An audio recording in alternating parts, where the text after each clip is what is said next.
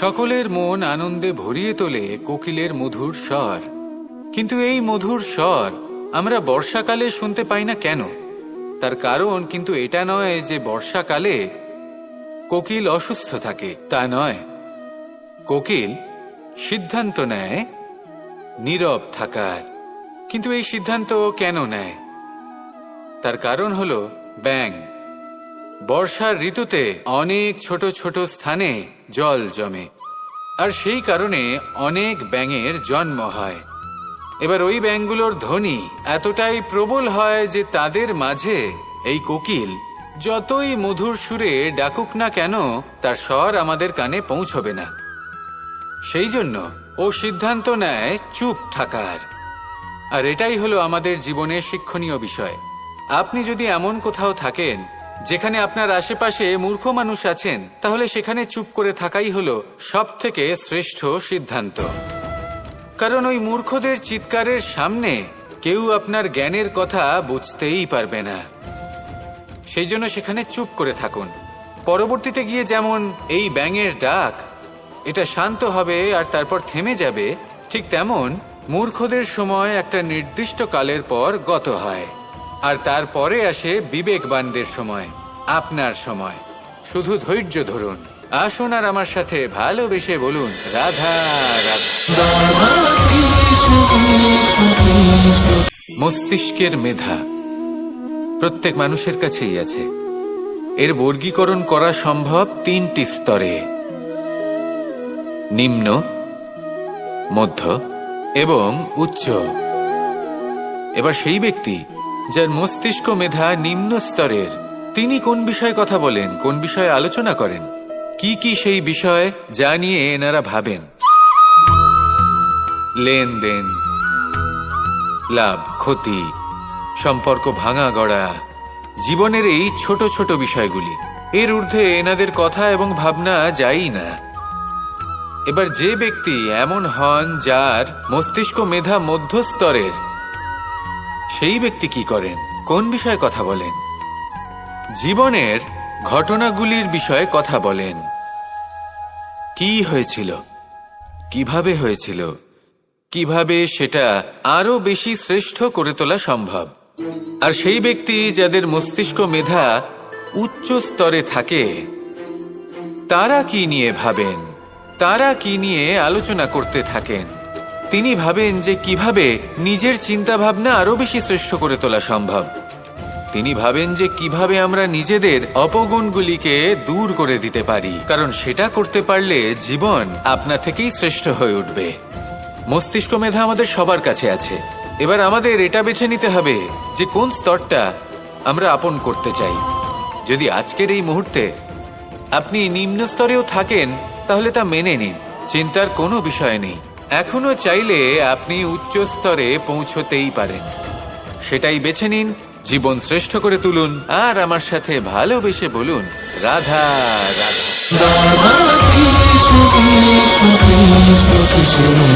চলো চলো চলো পাল্টাই। আমাদের জীবনে সবসময় এটাই শেখানো হয় যে কখনো কারোর নিন্দা করবে না। কিন্তু আজকের দিনে সত্য হলো এটাই যে প্রত্যেক ব্যক্তি কোনো না কোনো সময় কোনো না কোনো মানুষের নিন্দা করেই থাকেন। এবার আপনি কারোর নিন্দা করলে সবসময় এর অর্থ এটা নয় যে আপনার মন মলিন। কখনো কখনো এমন কিছু পরিস্থিতির জন্ম হয়, কিছু ব্যক্তি আমাদের এমন দুঃখ দেন যে সেই দুঃখের বশে আমরা নিন্দা করতে শুরু করি। এবার নিন্দার বিষয়ে এমন এক সত্য আছে যেটা জানা প্রয়োজনীয়, যেটা আমি আপনাকে একটা উদাহরণ দিয়ে বোঝাবো।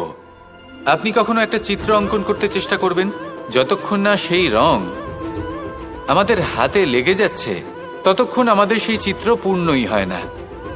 এবার এটাই হয় নিন্দার ক্ষেত্রেও। কেউ আপনাকে যতই দুঃখ দিক না কেন, যদি আপনি কারোর নিন্দা করেন, তাহলে কোথাও না কোথাও সেই নেতিবাচক শক্তি অবশ্যই আপনার মধ্যে প্রবেশ করবে। তাহলে সেক্ষেত্রে কি করা যায়?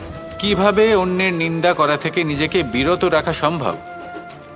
একটাই পথ আছে, একটাই বিকল্প আছে, নিজের বিকাশ। নিজের বিকাশের পথে অগ্রসর হতে থাকুন, নিজের কাজে এতটাই নিমজ্জিত হয়ে যান যে কারো নিন্দা করার মতো কোনো সময় যেন আপনার হাতে না থাকে। তাতে আপনার মনও মলিন হবে না, আর জীবনে অনেক দরজা আপনার জন্য খুলে যাবে। আসুন আমার সাথে ভালোবেসে বলুন, রাধা রাধা।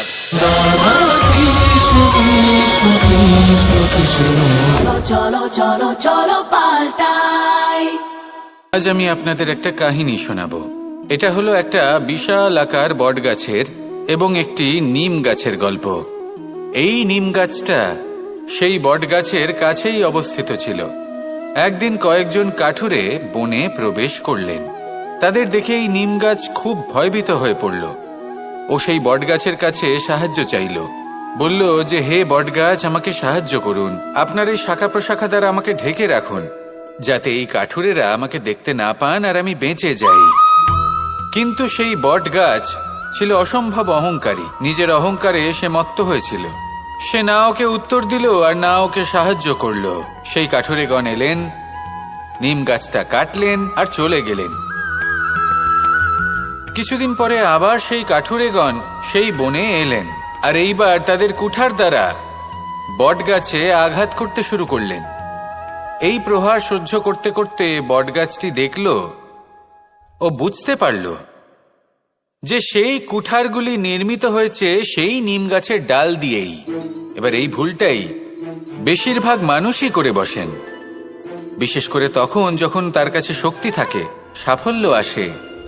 নিজের অহংকারে মত্ত হয়ে দুর্বল ব্যক্তিকে আঘাত করে, তাদের কষ্ট দেয়। কখনো এটা ভাবে না যে ভবিষ্যতে এরাই তাদের পতনের কারণ হতে পারে। তাই যদি আপনার কাছে শক্তি থাকে আর আপনি সাফল্য লাভ করতে থাকেন, তাহলে নিজেকে শান্ত করুন এবং এই অহংকারকে ত্যাগ করুন। যদি কেউ দুর্বল হয় তাহলে তাকে আঘাত করবেন না, তাকে কষ্ট দেবেন না, বরং তাকে সাহায্য করুন, পারলে তাকে রক্ষা করুন। আসুন আর আমার সাথে ভালোবেসে বলুন, রাধা রাধা।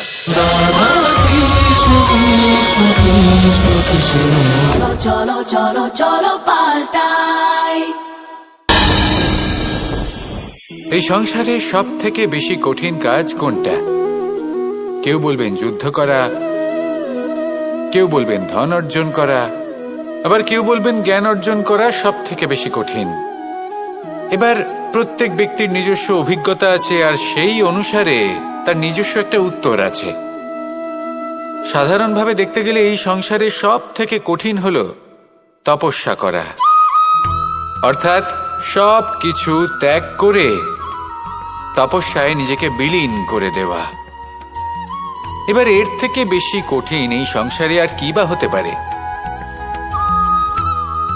এই সংসারে, এই সমাজে, নিজের পরিবারের মধ্যে থেকেও ধৈর্য ধরে সামনে অগ্রসর হওয়া, এটা হলো সব থেকে কঠিন কাজ। কারণ যখন আপনি তপস্যা করেন তখন সেখানে আপনার ধৈর্য ভাঙার মতো কেউ থাকেন না, না কোনো বন্ধু, না কোনো আত্মীয়, না কোনো শত্রু, কেউ না।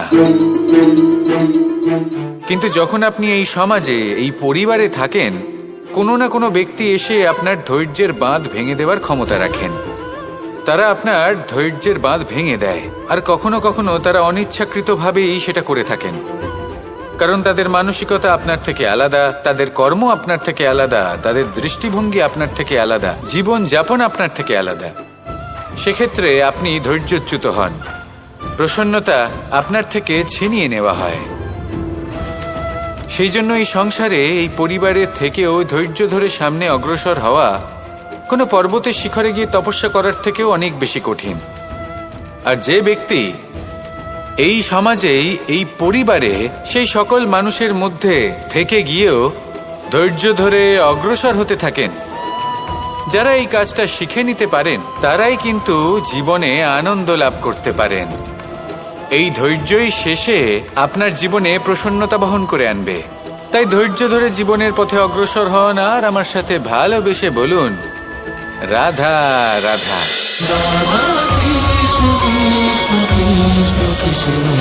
চলো চলো চলো পাল্টাই।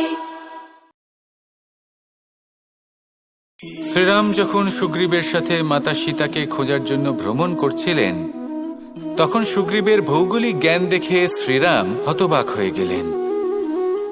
তখন সুগ্রীব বললেন যে যখন বালির হাত থেকে উনি পালাচ্ছিলেন, নিজের প্রাণ বাঁচিয়ে পালাচ্ছিলেন, উনি তখন অনেক জায়গায় গেছিলেন, কিন্তু কোথাও যেন উনি যোগ্য আশ্রয় খুঁজে পাচ্ছিলেন না।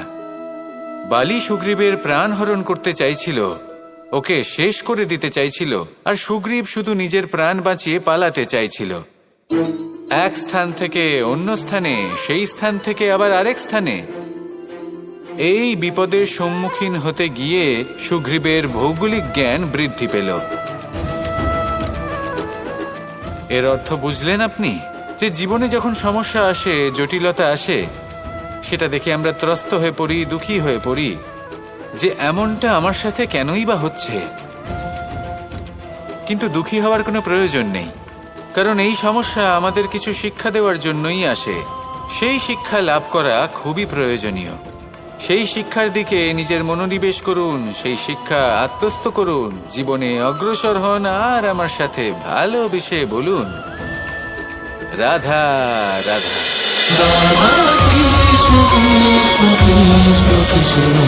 cholo, cholo, cholo, cholo, paltai.